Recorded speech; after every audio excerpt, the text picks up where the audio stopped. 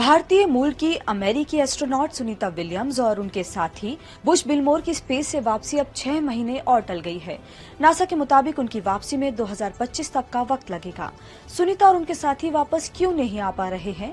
उन्हें वापस आने के लिए नासा कोई जल्दबाजी क्यों नहीं दिखा रहा है? एलॉन मस्क का स्पेसक्राफ्ट उन्हें 6 महीने से पहले वापस क्यों नहीं ला सकता है? ऐसे ही कुछ जरूरी सवालों के जवाब जानते हैं भास्कर एक्सप्लेनर में।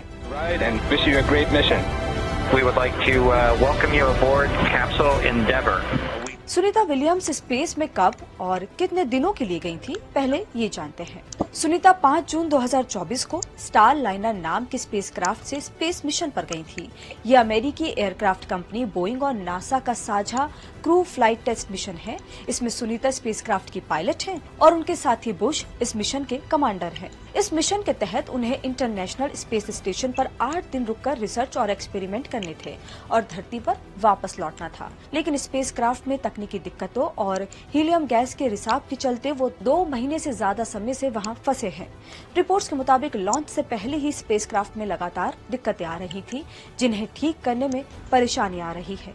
लेकिन नासा ने सुनीता और बिलमोर को वापस लाने के लिए अब तक क्या किया है? नासा और बोइंग ने बिलमोर और सुनीता विलियम्स को धरती पर वापस लाने की कोशिश में 1 लाख से ज्यादा कंप्यूटर मॉडल सिमुलेशन किए हैं। सिमुलेशन का मतलब नकल या दिखावा होता है। इस प्रोसेस में ये देखा गया है कि स्पेसक्राफ्ट को स्पेस स्टेशन से अनडॉक करने, पृथ्वी के वायुमंडल में आने और फिर जमीन पर लैंड करने का सबसे सही मौका और तरीका क्या हो सकता है। इसके अलावा कई और तरह के टेस्ट किए गए हैं, जिनसे ये पता लगाया जा सके कि स्पेसक्राफ्ट को वापस लाने में क्या क्या परेशानियां हो सकती हैं। साथ ही स्पेसक्राफ्ट के हार्डवेयर और सॉफ्टवेयर की भी जांच की गई है।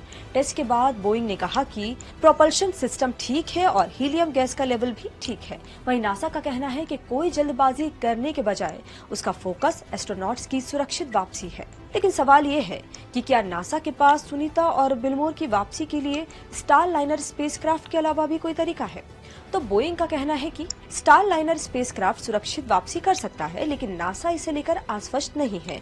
अगले हफ्ते तक इस पर फैसला आ सकता है।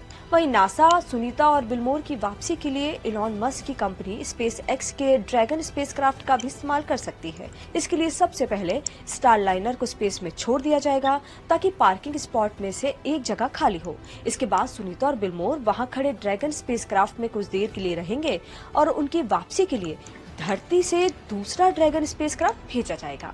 अब सवाल है कि सुनीता को वापस धरती पर आने में कितना समय लग सकता है। नासा का कहना है कि सुनीता और बिलमोर की वापसी फरवरी 2025 तक टाली जा सकती है। असल में अगले महीने यानी सितंबर में स्पेस स्टेशन पर स्पेस एक्स का एक एयरक्राफ्ट लॉन्च किया जाना है, जो स्पेस में छोड़े जाने के बाद पार्किंग स्पॉट पर खड़ा हो जाएगा। इनमें 4 की जगह 2 ही एस्ट्रोनॉट्स स्पेस स्टेशन पर भेजे जाएंगे। खाली जगह सुनीता और बिलमोर के लिए रहेगी, लेकिन फिर भी उन्हें फरवरी तक स्पेस स्टेशन पर ही रहना होगा। इसकी वजह यह है कि स्पेस स्टेशन के मिशन कम से कम 6 महीने या साल भर तक के लिए चलते हैं। ये स्पेसक्राफ्ट भी वहां फरवरी तक रुकेगा। लेकिन इतने लंबे समय में सुनीता को स्पेस स्टेशन पर रहने से क्या खतरे हो सकते हैं? एक्सपर्ट्स के मुताबिक स्पेस स्टेशन पर 8 महीने का समय काफी ज्यादा है। भले ही वहां खाने की कोई कमी नहीं है, लेकिन एस्ट्रोनॉट्स को स्पेस के खतरनाक रेडिएशन, जीरो ग्रेविटी में रहने के प्रभाव और साइकोलॉजिकल समस्याएं हो सकती हैं। एस्ट्रोनॉट स्पेस में 50 से 20,000 मिलीसीवर्ट तक का रेडिएशन झेलते हैं। ये करीब 150 से 6,000 चेस्ट एक्सरे के रेडिएशन जितना है। इतने रेडिएशन से कैंसर होने का बड़ा खतरा हो सकता है।